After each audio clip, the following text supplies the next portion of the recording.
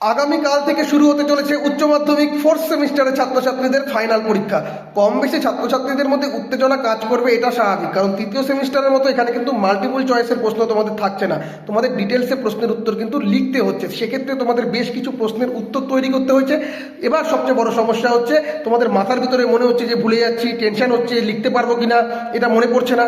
এগুলো হয়। দেখো, তোমরা সারা সেমিস্টার পড়াশোনা করেছো, কেউ বা 2 মাস আগে থেকে, কেউ বা 1 মাস আগে থেকে, কেউ বা 15 দিন আগে থেকে, কেউ বা পরীক্ষার 7 দিন আগে থেকে পড়াশোনা শুরু করেছো।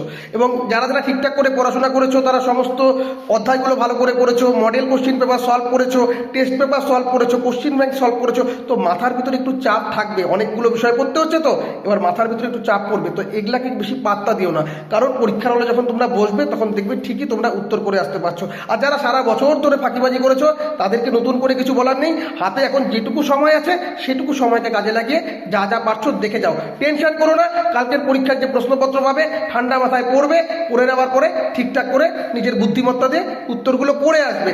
অত ঘাবড়ানোর কোনো জায়গা নেই, টেনশনের কোনো জায়গা নেই। নিজের প্রতি বিশ্বাস রাখো, ঈশ্বরের প্রতি ভরসা রাখো, ঠিক পারবে। নিজের প্রতি কনফিডেন্স নিয়ে আসো, কেন হবে না, অবশ্যই হতে হবে।